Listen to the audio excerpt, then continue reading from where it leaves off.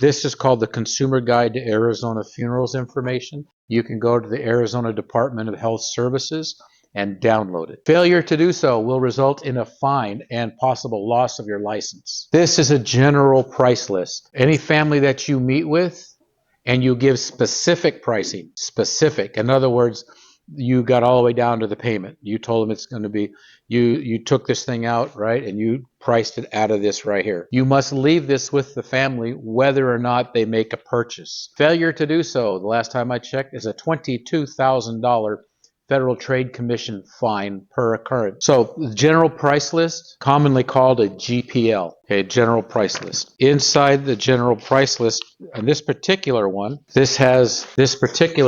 has a casket price list, commonly called a CPL. Now, if you want to find out what the competition is doing, typically these are going to be corporate funeral homes. Walk in there just in straight clothes. Don't be all dressed up. Just walk in there and say, I'd like a general price list and a casket price list, please. And they have to give it to you. You could go in there saying, hey, I write pre-need for whomever, and ask for that, and they still have to give it to you. Because if they don't, then they can get a fine for doing that. So same as us for not leaving it with somebody.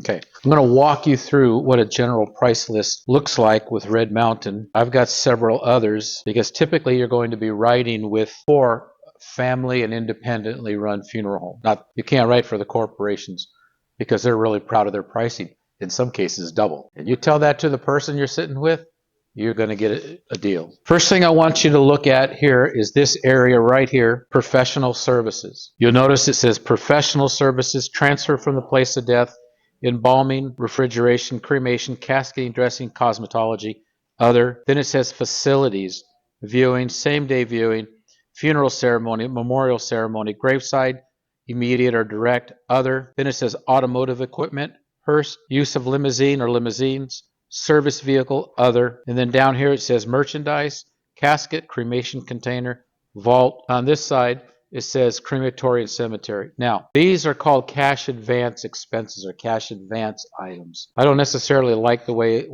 how it's labeled, but that's what they are. So everything it's listed here is non-guaranteed. And the reason it's non-guaranteed is because typically the funeral home has to make the purchase of those things.